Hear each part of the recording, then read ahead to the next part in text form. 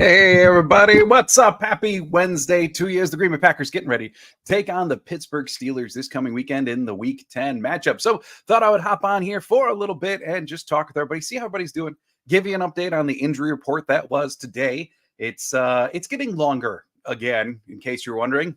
Packers played a game, so of course it's getting longer. So I'll go through that, what the details were, and update you there accordingly. And then also just see what you have to say, what your questions are. I see Don's here. Hello to you. Jacob, hello to you as well. So let me just get through the injury report, then I will dive into some questions.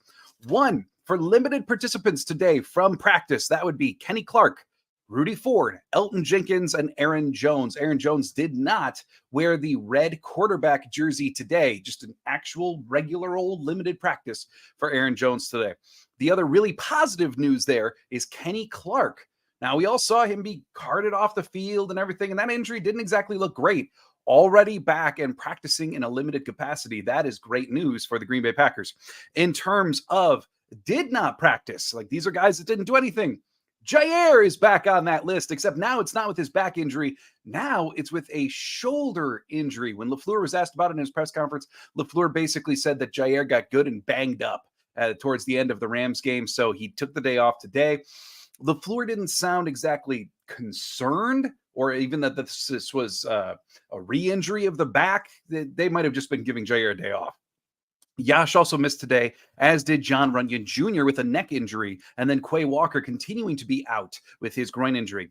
A full participant was Christian Watson. It was determined that he officially did not have a concussion, and his head and neck and back and everything else that hit the ground hard is good to go. So he was a full participant in practice today. For the Pittsburgh Steelers, they had two did not practices. One would be former Packer Montravius Adams. He did not practice today, as well as safety Minkah Fitzpatrick. And if you go look at the Steelers side of things, there is concern about whether Minkah Fitzpatrick will be able to suit up for the Steelers this weekend or not. And then in terms of limited practices, they had two, one being defensive lineman Cam Hayward, and the other being linebacker Landon Roberts. So there you have it, your Wednesday practice report. Let's see how everybody's doing here. Hello to you, Don. Don saying Jones and Dillon to get 20 to 25 carries between them this week. I think so. I think this is a really good week for that to occur. I mean, if you go dive into the Pittsburgh Steelers numbers, how they have a winning record is, I don't want to say baffling, but this is a team that's just figured out how to win. In terms of defense yards given up, they're in the bottom third of the NFL in both rushing yards allowed and passing yards allowed. This feels like a game that Green Bay should roll out probably a very similar game plan to the one that we saw against the Rams. Some Miami wrinkles in the offensive plan, some San Francisco wrinkles in the offensive plan. The places that LaFleur stole from, I think he may just continue stealing from. The one modification that they want to make, and the run game will help with this as well, is going against Pittsburgh versus LA. You actually have to focus more on protection, especially with Cam Hayward back in there. We all know the menace that TJ Watt can be. The Pittsburgh Steelers are a team that will get after you. They're near the top in sacks per game. So while Green Bay may stay pretty close on the play calling side of things, protection may be a larger emphasis, keeping in an extra block or something to that effect. But in terms of just pure carries, this should absolutely be a week that we see 20 to 25 for Jones and Dillon again. Jacob, hopefully, I remember week one and how the run game set up a balance. Oh, that was in response to Don. Yeah, I agree. A balanced approach is better. And A.J. Dillon is beginning to actually look like A.J. Dillon again. Looking the first 4 weeks of the season versus the final 4 weeks that we just experienced, drastically different runner. His two highest yards per carries on the season have come in games that Aaron Jones is active. The Packers now have the running game, have the horses in the game that they envisioned having all along. Now it's time to actually funnel the offense through the run. So I agree. They should be a balanced offense. Chris Hand saying, hey, Chris, if the Steelers win this game, can we say they stole it? Hi, Chris. Yeah. But also, I mean, the Steelers are just a team that has figured out how to win. You know, if you go look at their wins and losses week by week, oftentimes, like, they've won the games that they were supposed to win. It's a hallmark of a good team, right? They also snuck out a win against the Baltimore Ravens. And then they've kind of lost the games you'd basically expect them to lose per how the rest of the AFC is shaking out. It's kind of what the Packers are trying to learn how to do. Like I mentioned the other day, young teams need to learn how to win. Mike Tomlin, Pittsburgh Steelers, they figured out for years how to win, even if it's not pretty or electric or exciting. And that's what they're doing this year. So, yeah, we could go with that, Chris. Jacob saying, I forget the guard's name, but I know we have a backup who you think is worthy of being a starter. Any chance that he could have a more active role this game? Yeah, I'll tell you. So you're referencing Sean Ryan, the third-round pick of 2 years ago. Or I should say he's in his second year in the league now. Came in for 7 snaps in relief of John Runyon Jr. this last game. And you could see an immediate impact in the run game. So a little bit of background on Sean Ryan. He rookie last year, and it went as terribly as a rookie year could go. Never saw the field. I don't even think he was active for any game. Got suspended for the final 6 games of the year because of a PED violation. Just a mess, right? Then he showed up to training camp this year and played well. I thought in a lot of ways outperformed incumbent starter John Runyon Jr. It looked as though he was going to be deserving of some time. We get into the season, Elton Jenkins suffers an injury, and bafflingly, the Packers again prioritized experience by trotting out Royce Newman again. But finally, this last weekend, Sean Ryan is able to sneak in. And the reason why I say I think he's elevated his play is twofold. One, in those 7 snaps that he relieved John Runyon Jr., it was clear he was a people mover. Just looking at those 7 snaps alone, he did an excellent job clearing lanes in the run game, better than John Runyon Jr. typically does. The other part of it is John Runyon Jr., for years now, has been incredibly reliable as a pass blocker. Not good in run, but he was a good pass blocker. This year, he's neither. He's taken a large step back. And then you can blame it on being banged up throughout the course of the year, multiple injuries for John Runyon Jr., whatever, it doesn't matter. He's not doing either one as well. So my take on it is here you've got John Runyon Jr. in the last year of his contract. And you've got Sean Ryan, who still has 2 years left after this year. If this is an evaluation year, then get to evaluating and see what you've got in Sean Ryan, because chances are, per what John Runyon Jr. has shown you to this point, Sean Ryan's a realistic upgrade.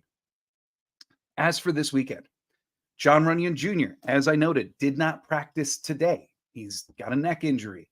He is very banged up from he had an ankle injury earlier this year. Like, it's been a very banged up year for John Runyon Jr. So if he can't go, might we see Ryan more? Yeah, we definitely can. If John Runyon Jr. is declared healthy, we probably still continue to see John Runyon Jr. because the coaching staff is so incredibly loyal to experience and who they name as their starters. So, yeah. Dan Lemon said, Sean Ryan. Yes, indeed. That was about Sean Ryan. Chris Hand saying, Watt is like that school lunch bully. I'm sorry, excuse me. Who, after he tackles you for your lunch money, comes back again, and you're like, you can't have my lunch money. Why not? Because you just took it, and runs away. Yeah. He seems to be the meaner of the 2 Watts, right? Like comparing JJ and TJ. Like JJ was a bully, but you knew that he'd like help you out after he just decked you. TJ, whoo, like he'll just annihilate you and then shove your face in it. So yeah, to a certain degree, I'm inclined to agree, Chris. TJ seems to have the meaner streak of the Watt brothers. And of course, Packer fans are going to hold an extra little angst towards Ted Thompson for probably all of eternity, since he chose Kevin King over TJ Watt. I understand, but at the same time, I would say the Packers desperately needed a cornerback in that era, and Kevin King was your guy at that time. So there you have it. So while I'm all caught up on comments here, I will just make note. The Pittsburgh Steelers are an incredibly interesting matchup for the Green Bay Packers, because they've got their own young quarterback, Kenny Pickett, in his second year. And they have vastly more experience weaponry around Kenny Pickett, in the form of Deontay Johnson, who now has returned. George Pickens he's young as well, plays like an older vet, and, might have some of the senileness of an older folk, but I digress. Still, it's a different team, but still so unbelievably similar. The Pittsburgh Steelers, though, are not only bottom third in both defensive metrics, they're also the bottom third in the NFL in both passing yards per game and rushing yards per game across the board. All yards per game. They're in the bottom third of the NFL. However, in terms of sacks and turnover margin, they're in the top 10 of the NFL. This is a very, very opportunistic defense that you can't allow to get yourself into some kind of foot race, some kind of bullying match, some brawl against this defense. The Packers got to come out quick, move the ball, get them on their heels. This is one team you just don't want to get into a brawl with. Bonsoir, Jean. Bonjour to you, Peter. I'm talking about the Steelers. What do you think about the George Pickens recent situation? I'm starting blocks to understand why Goot was reluctant to draft him in spite of his huge talent. Yeah.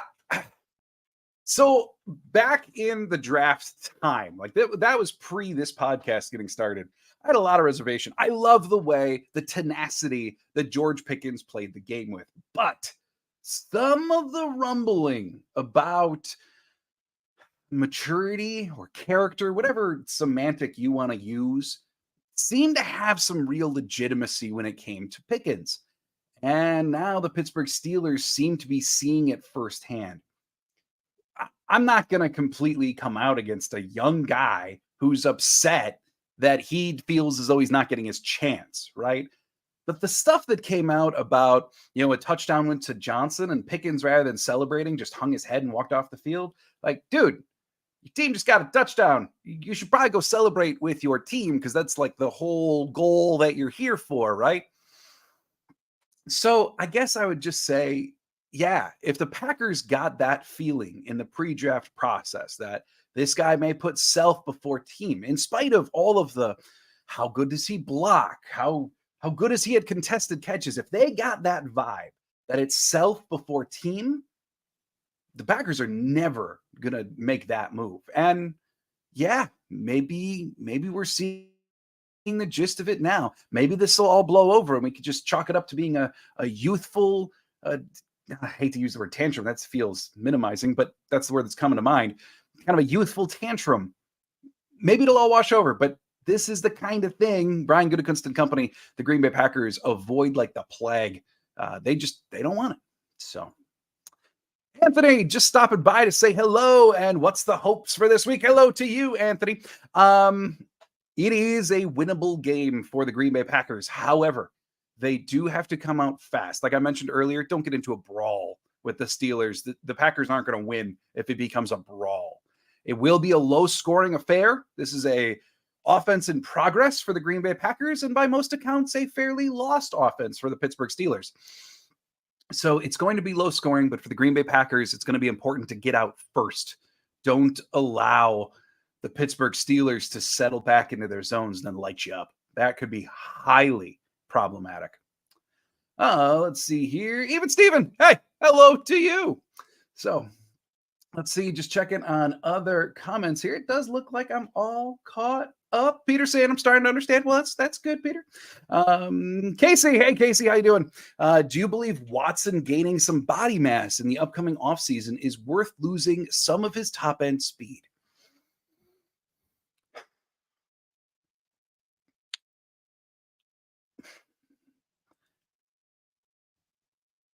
Well, I'm going to say no. And I say that from the standpoint of I don't think it's a body mass problem with Christian Watson.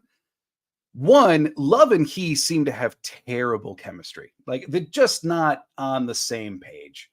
The timing of Watson on go routes and Love chucking it up it's just off. They just don't understand each other on that level yet. And I know the early season injury for Watson certainly didn't help, but still, they got to get on the same page. I think it's more, honestly, of a mentality problem with Christian Watson. It's almost like, let's say it this way. It's almost like he's an MVS in a Megatron body. And what I mean by that is like MVS was an excellent deep ball receiver. He was faster than darn near anybody on the field. So you just tell him to go and he would go, and then hopefully the ball would get to him correctly. But he was really, really thin, right? I mean, he was going to beat you with speed or not do much else. Christian Watson doesn't really have that body type. He is incredibly muscular. He doesn't look rail thin in the ankles or anything like that. He's very muscular. He's very wide for his size, right? Kind of like a Calvin Johnson or other behemoths of man that have lined up at wide receiver before. So I don't think adding mass is necessarily the same problem that like an MVS would have had. I think it's more so Watson needs to learn the nuance of the position, needs to learn his quarterback, needs to learn when to slow up versus going full tilt. Because that's been a consistent problem for Watson. Sometimes he winds up sprinting when he should let up. Other times he lets up when he should be in a sprint. It's more the technicalities of the position and less of a body issue for Watson. Although I will give you totally that the soft tissue injury thing is concerning. It's not problematic yet, but it's still concerning. Anthony, yeah, as soon as I sent that comment, you answered it. But true, that defense is better than what week one told. Yeah, that's true. That's true. Casey, yeah, love that comparison. Thank you, Casey. Even, who do you think the Packers are looking at in round number 1 of the 2024 draft? Oh. I guess I'll answer that positionally first, because I will just say there is much to be determined on whether the Packers are going to pick top 10, top 5, 15 to 17. Like, there's a very wide range of outcomes yet, and that will drastically change what players they may be looking at. I will say, if Marvin Harrison Jr., if they're in position to go get him, do it. I'm game for that. Same with left tackle Joe Alt. If they're in position to grab Joe Alt, just do it and consider your left tackle position done for the next 15 years, barring significant injury like Bakhtiari. So I guess I would just say tackle is probably going to be a point of emphasis in the draft this year. They've ignored it for a couple of years now, really. And so it's probably time that they went back to tackle. I do think as well, we may see another, even though there's Brooks and wouldn't shock me, given Kenny Clark's contract situation, to see a big body on the defensive line. There's also, earlier today on the interwebs, there was a conversation about should the Packers, if they move on from Joe Barry, should they switch to being a 4-3 defense? Well, if they do that, then just scribble off your draft board and make it all over again. But I think safety could be a priority. Cornerback on some level need to be addressed, probably not in the first round. But my grand inclination right now would say tackle may very well be the top priority. And then from there, probably safety or corner is really where I could see them going pretty quick. Now, if Valentine completely balls out for the last 10 games and corner's not even a thing that they want to think about, maybe. It's very, very subject to change. Let's see here. Peter, could Sean Ryan eventually put an end to the Packers' third-round draft picks' doom? We should remember he was a huge prospect in his final year in UCLA. Yeah, he was drafted in the top 3 rounds for a reason, right? And he had flexibility to be inside and outside a tackle in his time at UCLA. I do think he could. I do think that rookie year was about as disastrous as a human could possibly have a rookie year. So, I mean, obviously he's had to kind of come back from that. Beyond that, too, I do think his place is best at guard. I do think he could break the third-round curse.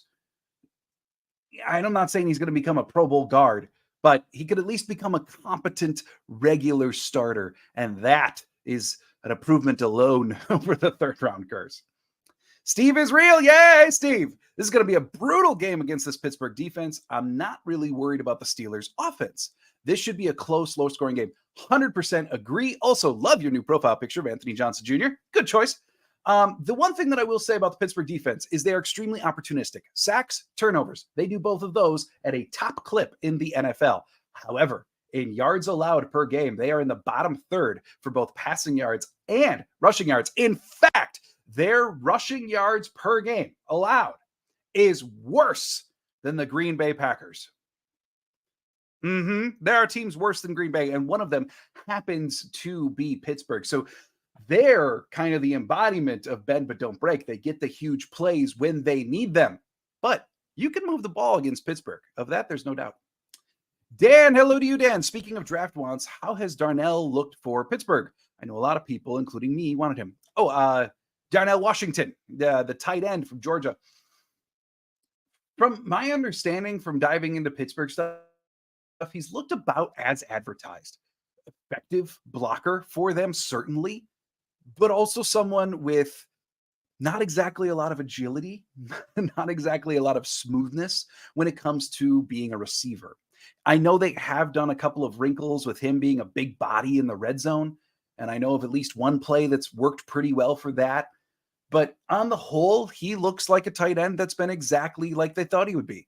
Good blocker, certainly above average in that regard, with a lot of work to go on the receiving end, given stiffness, lack of fluidity, et cetera, et cetera. So, yeah, and I don't blame Green Bay for running that at all. I considered him the next Mercedes Lewis. I thought he was a natural pick, but Green Bay didn't think so. Chris saying, I'm excited for the draft too. Yep, you bet. Dan saying, hey, Dan, John, are you concerned that J-Love is having a lot of difficulty with the deep throw accuracy? Does he really have the arm? Seems he underthrows a lot. So, yes, I'm concerned about it, but I don't view it as a career ender or anything to that effect. You know, I think part of it is he probably has the yips. I think Tom Clements has tried to get in his ear so much about delivering the perfect pass down the field that now he overthinks it. If you go back through the course of several different games and watch, when is J-Love a little bit more accurate versus a little bit less accurate? He's actually a little bit more accurate when the offense is quicker paced. He's moving at a good clip. Times are desperate, right? More grip it and rip it situations, as Matt LaFleur calls them, versus times when it's like the first quarter, it's 2nd and 5. Let's just try a shot play. And they take all the time in the world to make all the adjustments, et cetera, et cetera. When it came to training camp, when it came to other practices, J-Love actually overthrew a lot. And that's why I don't wonder if this underthrow is actually a bit of an overcorrection. Maybe it's mental more than physical. Maybe it's a footwork change that has to happen because now you're in live game situations. But I do know there's been times where he was consistently overthrowing receivers. So I don't view it as an arm problem.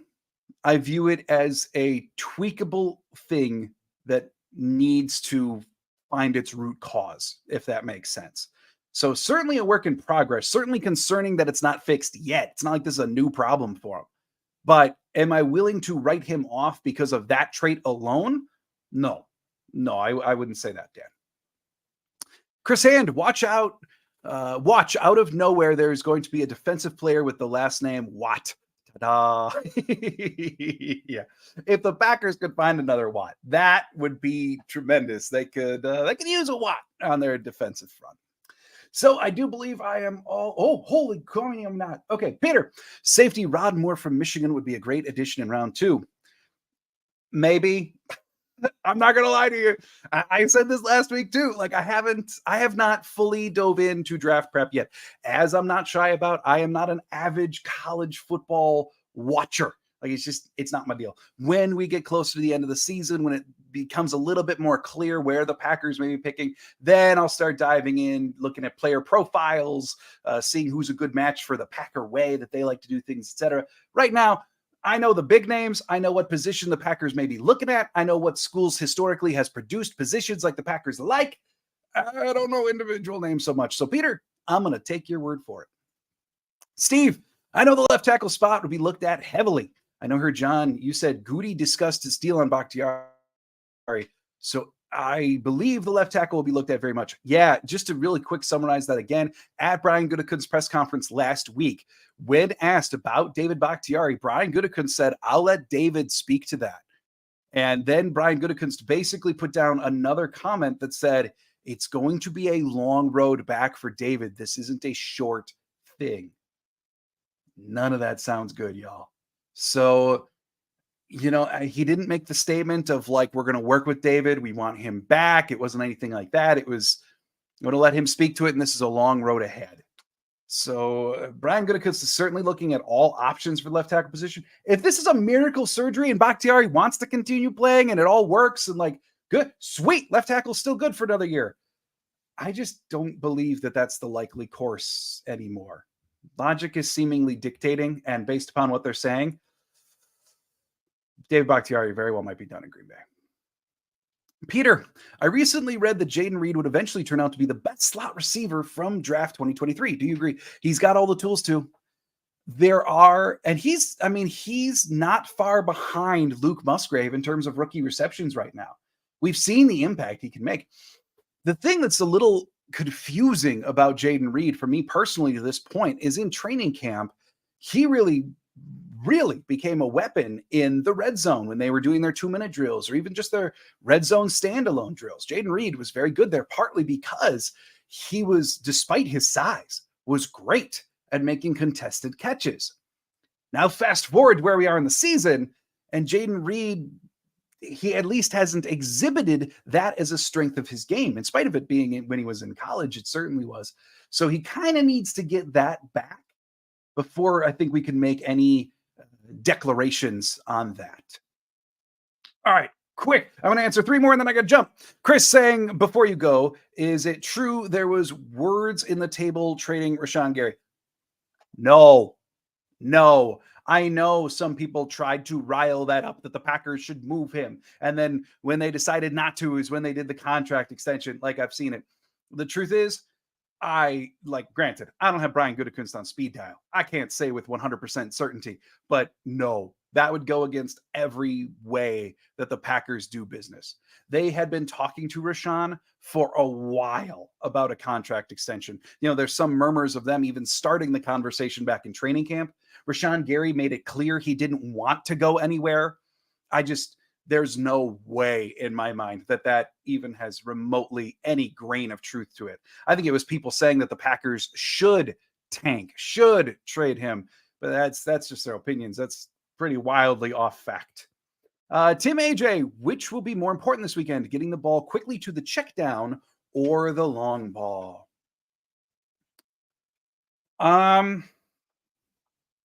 I don't want to do like a cop-out answer here, but I would just say very much depends on the situation. If you're stuck in 3rd and long and Cam Hayward and TJ Watt, they're going to pin their ears back and come get you, they get the ball out because they will come and get you. If, however, you're looking at earlier downs, more advantageous short yardage situations, then the long ball. The Pittsburgh Steelers have Joey Porter Jr. at corner, who really is having a great rookie year. He's officially been elevated to being a starter for them now, even though the Steelers have kind of dragged their toes on that. But per NFL ratings, per a lot of advanced metrics, Patrick Peterson and the rest of their cornerback crew have been predominantly deficient throughout the vast majority of the year.